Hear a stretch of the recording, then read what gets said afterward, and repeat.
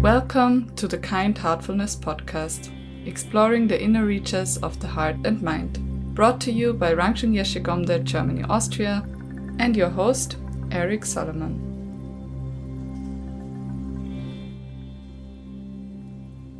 Perhaps you've been to a Buddhist teaching or been to some kind of Buddhist ceremony where you've been handed some substance. Sometimes it's called mendrup, sometimes it's called mani pills. And so today we have as our guest Dr. James Gentry, who is one of the world's experts on mani pills and where they come from, what they're made of, what their purpose is. Is there a purpose? Is it just some kind of Tibetan superstition? This is the kind of thing we're going to explore in today's episode of the Kind Heartfulness podcast. Dr. James Gentry is at Stanford School of Humanities and Sciences. He's an assistant professor of religious studies, specializing in Tibetan Buddhism, with particular focus on literature and the history of its Tantric traditions. He's the author of Power of Objects in Tibetan Buddhism, The Life, Writings, and Legacy of Sokdokpa, Lodrö, Gyeltsen, which examines the roles of tantric material and sensory objects in the lives and institutions of Tibetan and Himalayan Buddhists. So please join me in welcoming James to today's episode.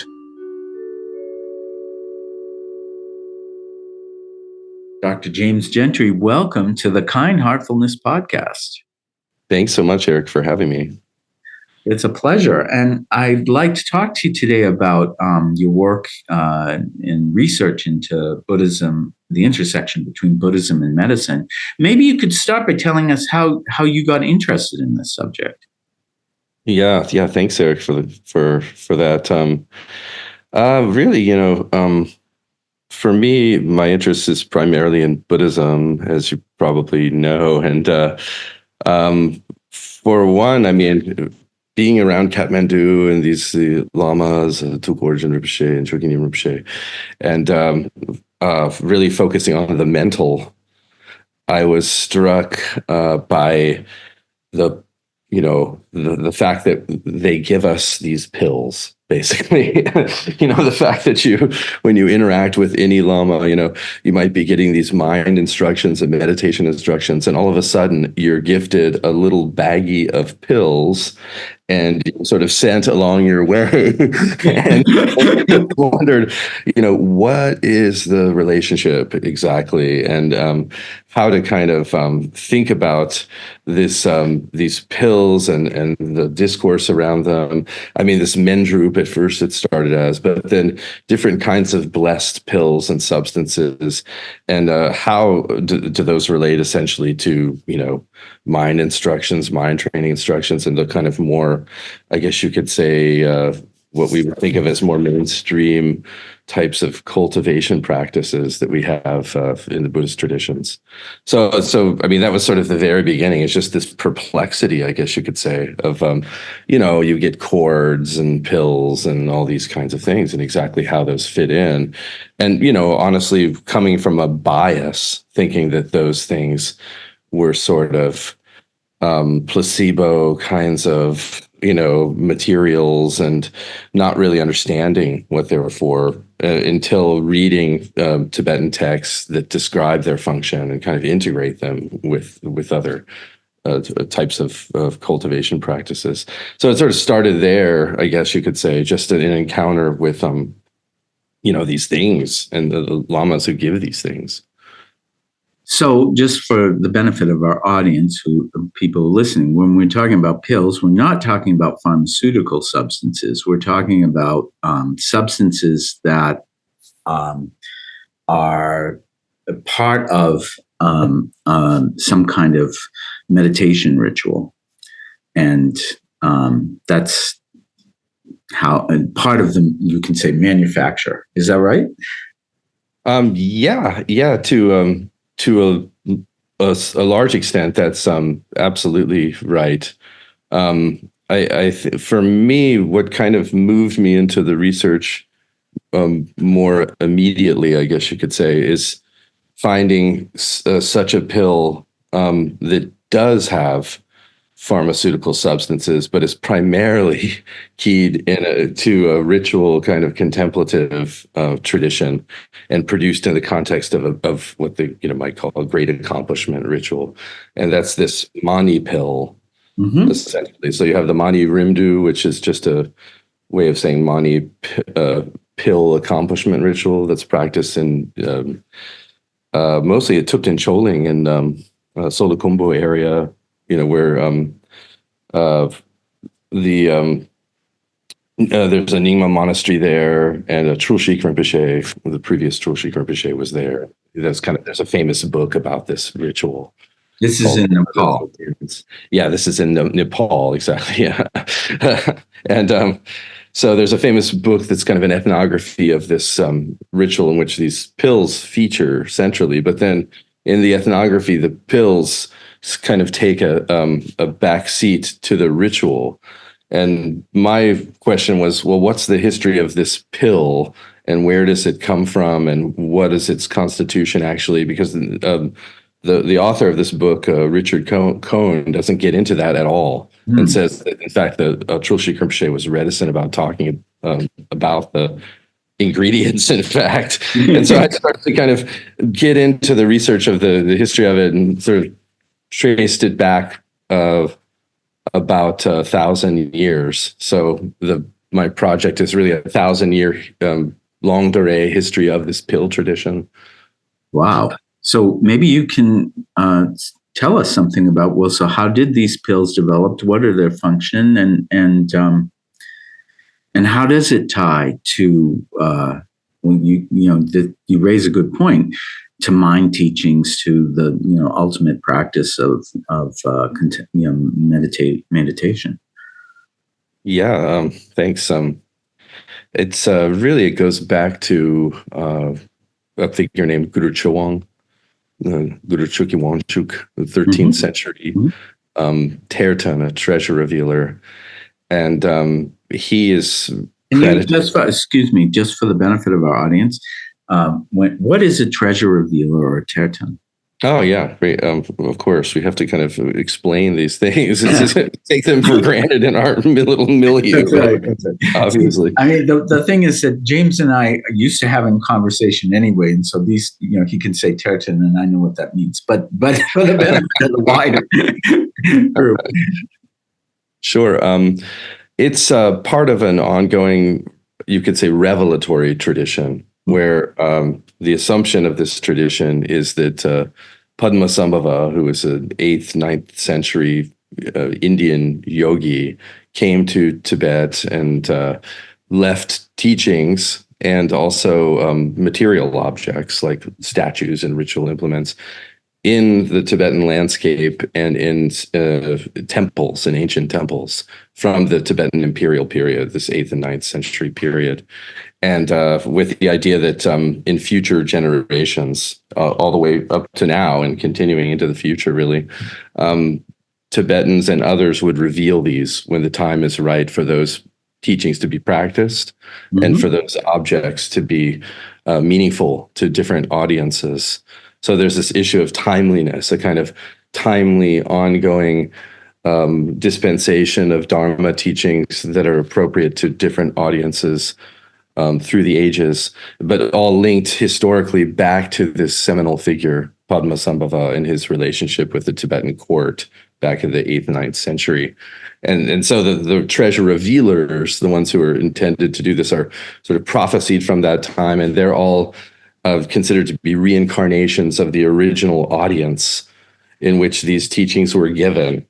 And so they're kind of coming a lifetime after lifetime and revealing different teachings that are meant for different audiences. And so we have even contemporary treasure revealers these days who claim to be part of that tradition. And most of Tibetan Buddhism is actually, much of it, maybe most is an exaggeration, but is contemporary practice traditions are rooted in these teachings. Yes. I mean, I think that for people who, for example, study at Germany-Austria, they're primarily practicing according to a particular, in this case, Choja Lingpa, a Tertin, and his revelations of the hidden teachings of Padmasambhava. So, well, thank you. So now we've got Tertin out of the way, or in the way. Back to the pills. Oh, yes. Yeah. So this figure, Guru Chuang, in the 13th century was considered one of the great treasure revealers in Tibetan history, and a particularly early one, although there were figures before him. And he was particularly famous for spreading I guess you could say, the mani, the mantra of Om Mani Padme Hum, but with the Hri, the syllable Hri added to it. So he kind of gained a certain reputation for promoting the adding of a seventh syllable to the sixth syllable mantra that everybody knows is Om Mani Padme Hum, and now it's Om Mani Padme Hum Hri, and that became sort of, he's credited for this minor little innovation. It was quite controversial at the time. Even he got a lot of flack for that, and but with that he revealed from an ancient temple in southern Tibet a ritual cycle for doing a kind of contemplative practice where you identify yourself as Avalokiteshvara, as the Bodhisattva of compassion, and through your contemplative practice of saying the mantra and visualizing yourself as Avalokiteshvara, the Bodhisattva of compassion, and taking on the mentality of great compassion that is embodied in that particular Buddha. So through these three facets of contemplative practice, mantra, and you could say the material setting, infusing pills with potency to benefit beings. So, but part of the pill is medicines, herbal medicines that were prevalent in southern Tibet at that time, which had powerful purgative effects, in fact.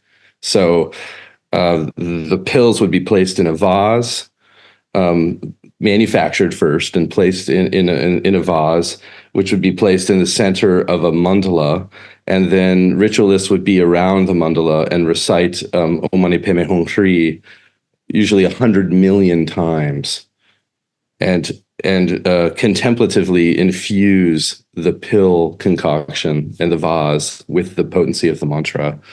And then at the end of this period of mantra recitation, take the pills out and distribute them to an audience, which usually consisted of thousands of people from surrounding areas.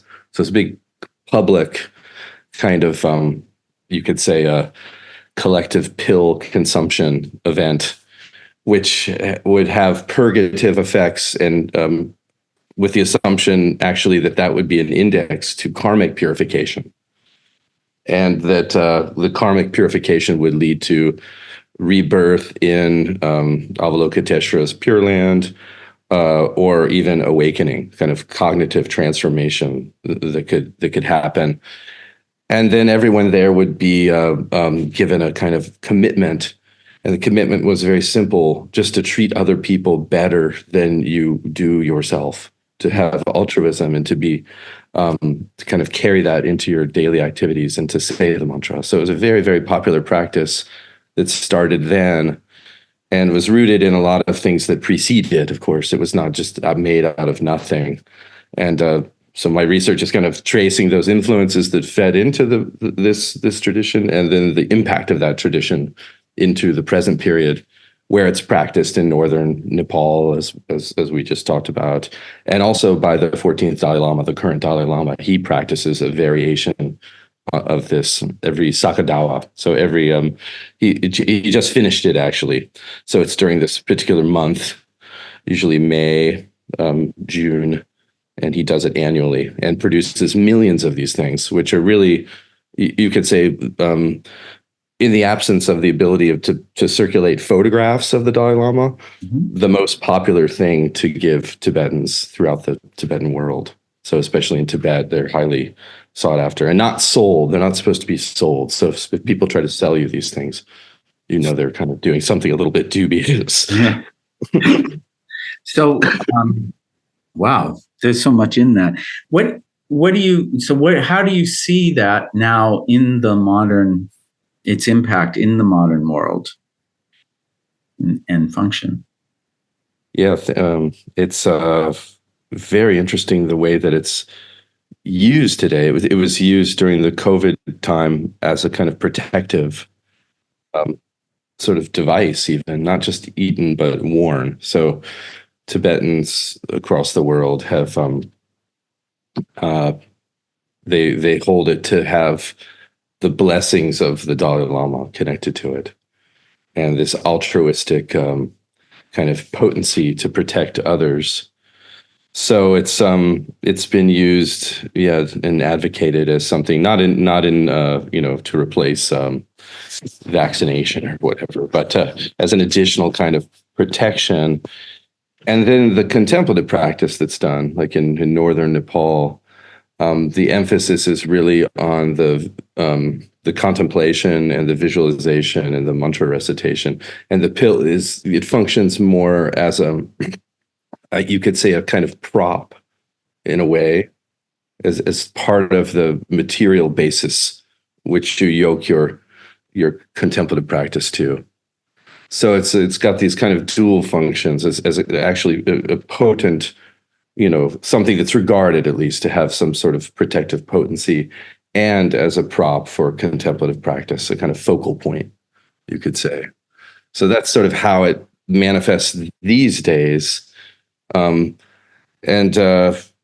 yeah, it's something you could say, I don't know, some might sort of see it as a bit of superstitious, I guess you could say, but I would caution against that, honestly, and try to kind of understand it more in its context and to see it as, a focal point or a kind of material basis in which mind training and contemplative practice can take place. So, of course, I think people listening to this will say, well, but still, it is a kind of a superstition, because because you put your attention on something, then how are you affecting the physical manifestation of that thing? And I'm curious what your research has shown in regard to that. Yeah, that's a great question. I guess for the research, I see it as something that's had real socio-political impact in the world, because it takes us a little bit out of the domain of consideration of what is really in it and what its material constituency truly is, a kind of biomedical kind of sort of, I guess you could say, paradigm, and into a more socio-political, socio-religious, cultural paradigm in which you can see the pill functioning historically to connect people as a kind of substance, you could say a kind of kinship substance in a way. Yeah. A sort of substance that's beyond, that kind of extends conceptions of kinship to broad audiences beyond this kind of binary of whether you have a sort of biological relationship to someone, or it's by a cultural code or legal act. This is a substance that's connecting a lot of people. So for this, I see its social reality to have been quite profound historically. And you could say it became a kind of unit of exchange between the Tibetan polities over the centuries and China and Mongolia as well, as you have tribute packages, I guess you could say, that are being sent to especially during the Qing dynasty times, just filled with bushels of mani pills, with the idea that this is a potent substance, and including actual medicinal substances that had demonstrable effects above and beyond whatever the blessing would be contributing. So this was huge in Mongolia as well, and established at a lot of different monasteries in Mongolia. and actually ended up being produced in Beijing, even just at the near the Yellow Temple, the famous Yellow Temple, which was the residence of the Dalai Lamas there. So its social function has been profound, whatever we make of it from a biomedical perspective. You could say it has a facticity to it, nonetheless. And we shouldn't forget that the placebo effect hasn't been very well studied, and there are lots of instances where the placebo is more performative than the pharmaceutical substances. So there are now some scientists starting to study it, but it's an interesting effect, and maybe when we have this conversation again in 10 years, we'll have actual scientific data to start perusing with regard to the efficacy of mani pills. Agree. And what is placebo? And of course, from a Buddhist perspective, it's, this reality that we inhabit is, in a sense, mind-made. So we've kind of cultivated certain dispositions, right, through our actions, driven by intentionality.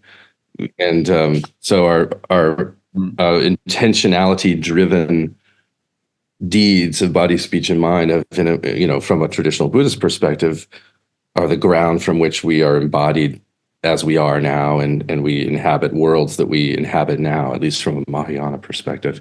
So there's an interesting aspect to the plasticity of the material vis-a-vis the conceptual and the mental and the cultivatable, this idea being, very strong in the Buddhist sense. So then it kind of relativizes the notion of placebo, even from a Buddhist perspective, becomes a little bit relativized vis-a-vis this kind of biomedical bias of things that either have efficacy or do not have efficacy. Exactly. I think the way I would kind of say it, just to put it maybe a slightly different way to help people understand what we're talking about, is modern science seems to be suggesting that the physical universe is primary, and even things like consciousness are some kind of byproduct, side effect, weird accident. Whereas the sort of ultimate Buddhist view would be more that the awareness or consciousness is primary, and that the physical universe is an emergent property of that. And I'm a little bit oversimplifying, but so naturally, given two very different views of them, in scientific view, it would be kind of this binary of either it's efficacious or it's not, and the mental effects are some mysterious voodoo, and the Buddhist view would be that you can't really separate these two things, and talking about mind separate from body, or body separate from mind, or physical world separate from mind is nonsensical. Does that sound like an okay way to summarize what you're saying? Yeah. That was, you brought nice clarity to that, and I appreciate how you framed that. So yeah, wonderful. Absolutely. So in that kind of context, the mani pill, the way that it integrates kind of, there are pharmacological substances at work there, but those are not necessarily the only thing going on. And then you have contemplation, and you have mantra recitation, and you have a whole kind of setting, a venue in which there's some full sensory saturation in a ritualized environment. And all of these things, I think, can contribute to efficacy as we know it. Yeah. With all of these things intertwined, as you said, that they can't really, the mental aspect and the physical aspect cannot be shorn apart.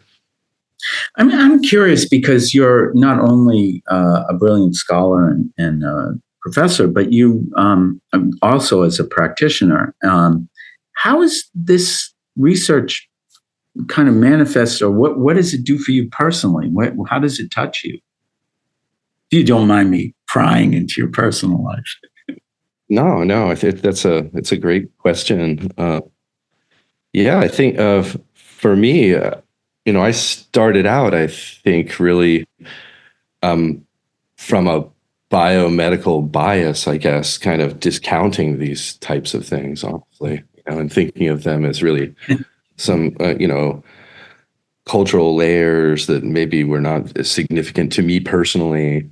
And that, I really wanted the mind. I was very mind oriented and wanted the mind teachings and all this kind of thing. So it's, for me, it's been really a re-education. So it's been very, very helpful to try to think through, okay, well, the body, first of all, the world, and how the mind is really always embedded and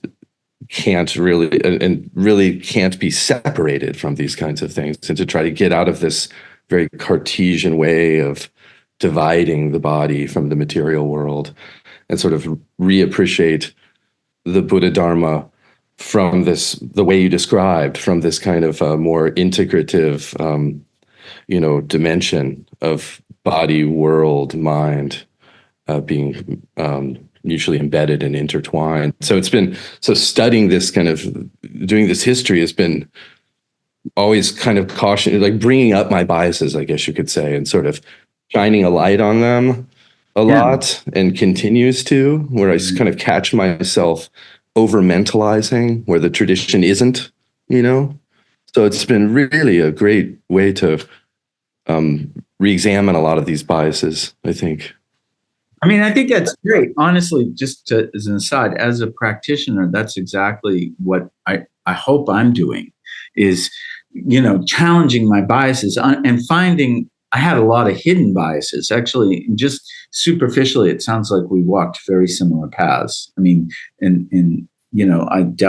came from math, science, computer science background, and also studying what is all these substances, the mendrip that I was getting, and I had a good sense of humor about it, but I didn't totally want to go there. But anyway, back to you. So I first just wanted to say that I like how you personally are negotiating this subject, and I can relate. But then also, where have you come to? Yeah, it's been it's still, of course, ongoing. I don't know if I have any real conclusions that I can share, other than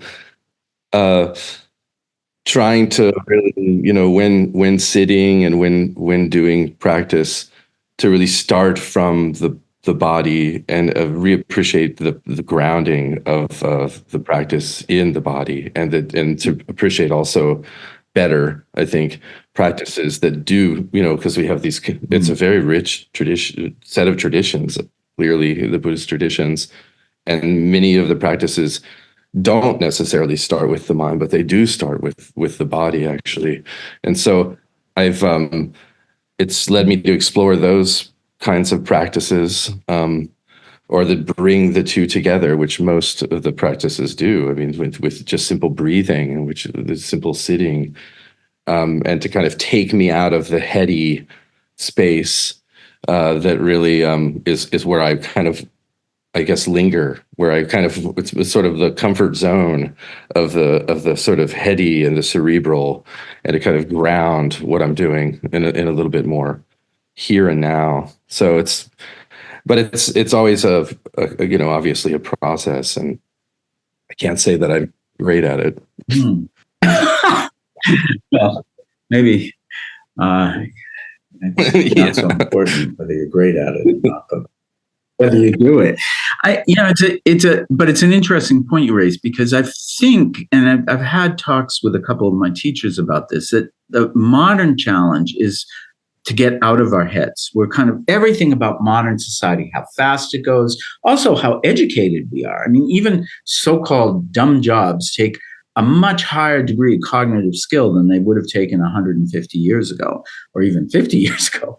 And so it's like, from having this entertainment device, I think they call it a smartphone, in your pocket, and all these different things keep us up in our heads.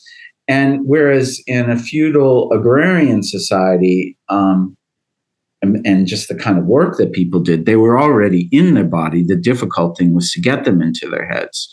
And so I think it's interesting what you're saying about how this has helped you come back into your body, and noticing even just how sometimes you get stuck up top, shall we say. Absolutely, yeah. And I mean, just to have a pill to help you do that.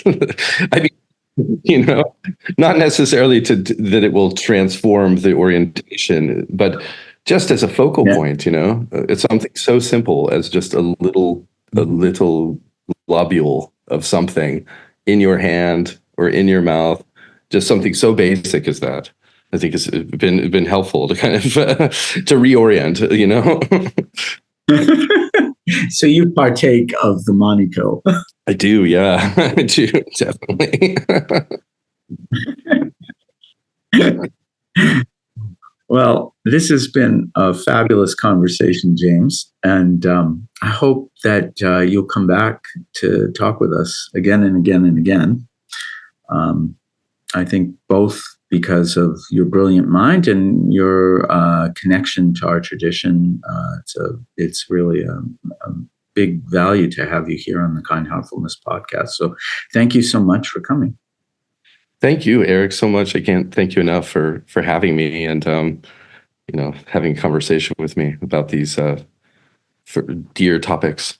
Yes, and thank you for sharing it so sincerely. Yeah, thank you. Thanks for listening. If you have enjoyed today's podcast, we like to invite you to continue the journey into the heart of enlightened mind at gonde.eu.